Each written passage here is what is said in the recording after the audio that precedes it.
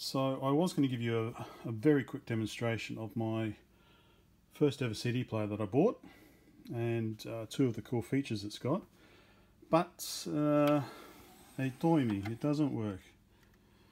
So early 90s, trying to do something. So probably early 90s I bought this, so what's that, almost 30 years old.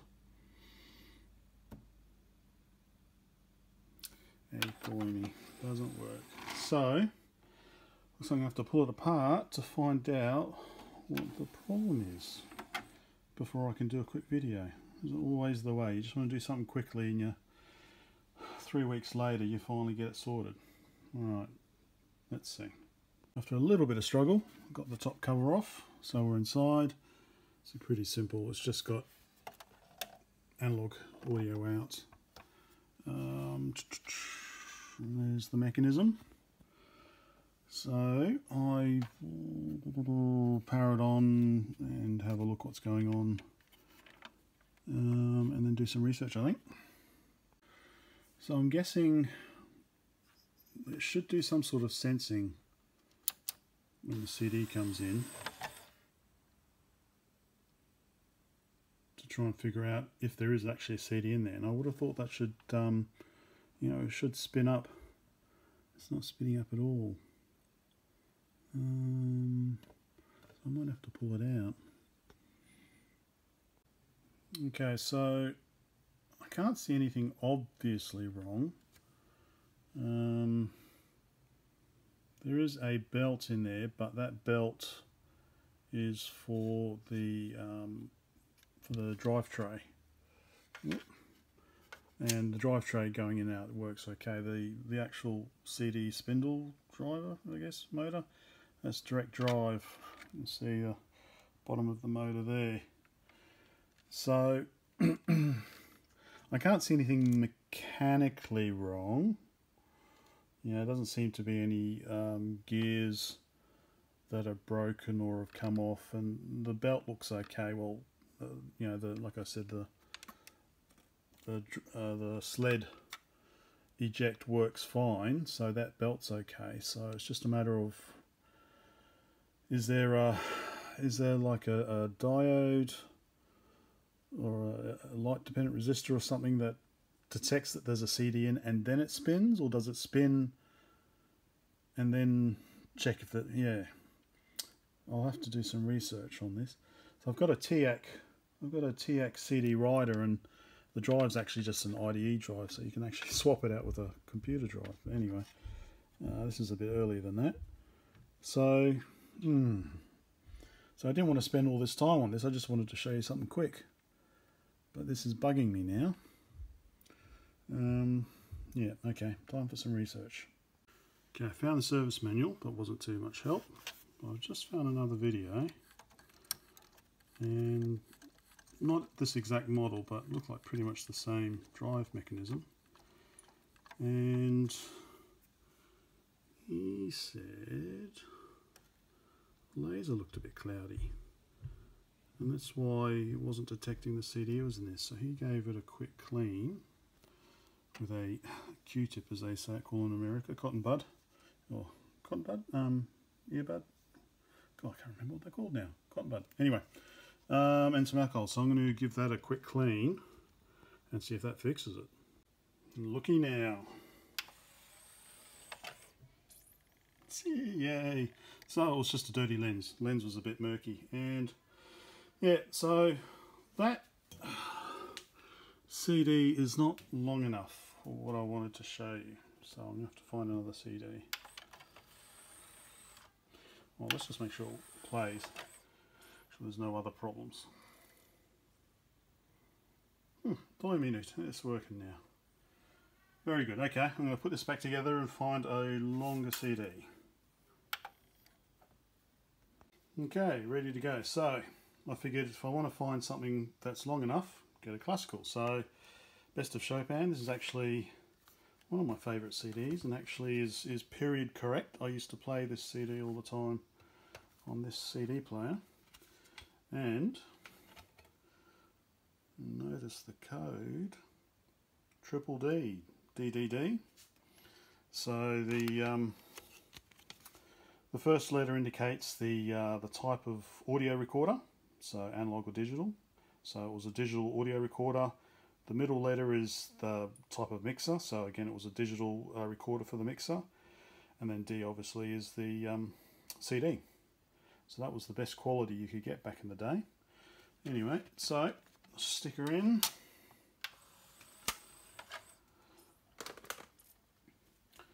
And we will see that it is 75 minutes long. So, you know, most cars didn't have CD players back at this stage, early 90s. Well, if they did, they were, you know, you could buy them for $1,000. My first CD recorder player for the car, Kenwood, $1,000. Probably worth twice as much as the car. Daihatsu Charade. Teenagers, eh? Anyway, so what you used to do is, if you want to dub this on the tape, so this is 75 minutes, so 60-minute tape obviously won't work, but if you've got a 90-minute tape, then you would go here, and if I remember correctly, I think you tell it it's 45, let me turn this, 45 minutes, or is it 90? Let's see.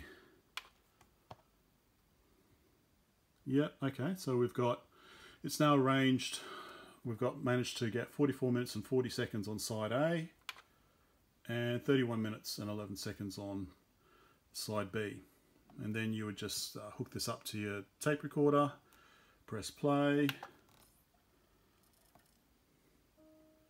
and it would start playing. And then once it got to the end of the program, it would stop, and you could turn the tape over and then start recording side B. So that was, I used that quite a bit. I thought that was pretty cool. That was very cool. Another feature is the peak search. So I think you press peak search. How does it work? I can't remember now. Continue, peak search. There we go. So it's scanning through the whole CD to find which section is the loudest, and that way you can adjust the recording level. I'm not sure if you're using line out whether you need to worry about that.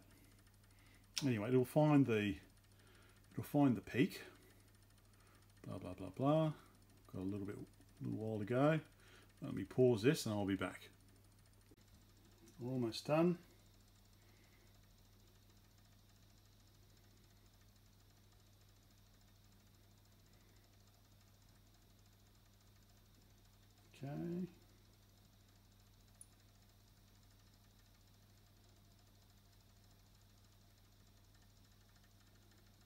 Okay. Okay, secret track.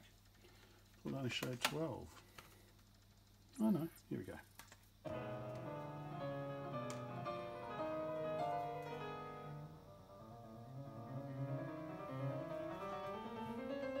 better turn that off now.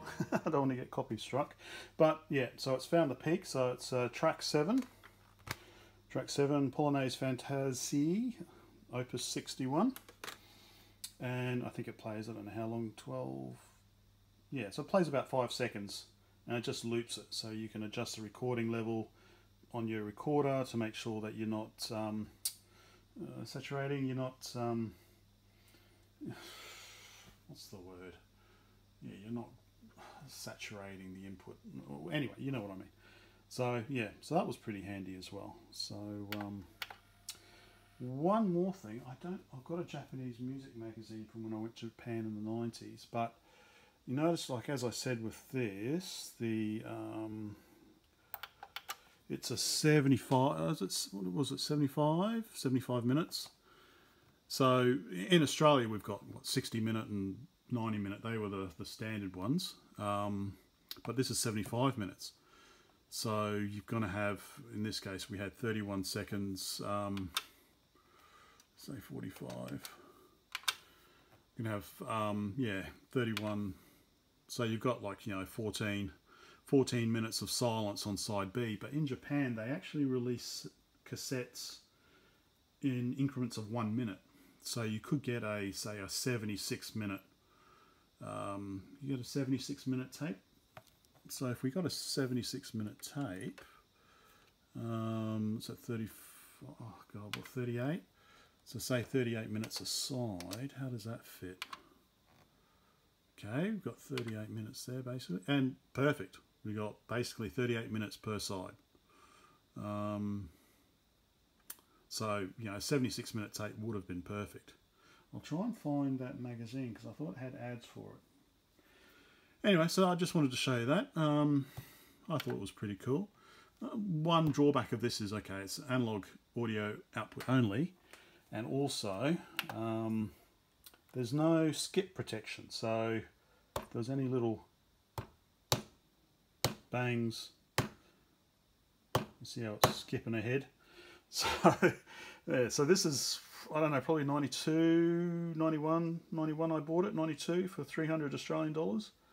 So that's the only problem, no skip protection. Okay, one last thing. Okay, I've turned the garage lights off, but CD singles, 8cm CDs, pretty popular in Japan. I did see some in Australia back in the 90s, like not very many, but our CD singles were generally the standard 12cm. I guess same in the US and Europe, but that's what that small groove is for. So we open her up. So this is Bon Jovi, and yeah, of course I won't be able to play any of this, will I? It just sits in there. Yeah, you're going to turn this. There we go, 15 minutes. What have we got? Bon... No, that's not right. Bad Medicine with live. Bon Jovi. It's okay. Bad Medicine. 99 in. Is that ta with a chon? In da? Or was it sa? In da shade. And then you give love a bad name, so I can't. Oh, my kanji is very bad. That's love, I think. I. Jirareta I? Yeah. Labu. Raibu. So live. And then living on a prayer in katakana. So living on a prayer. Raibu. So we've got Bad Medicine, 99 the Shade, and then we've got two live tracks. And TM Network. I quite like these guys, Japanese. This was a good song of theirs back in the 90s. So there we go. Anyway, that's the 8cm singles.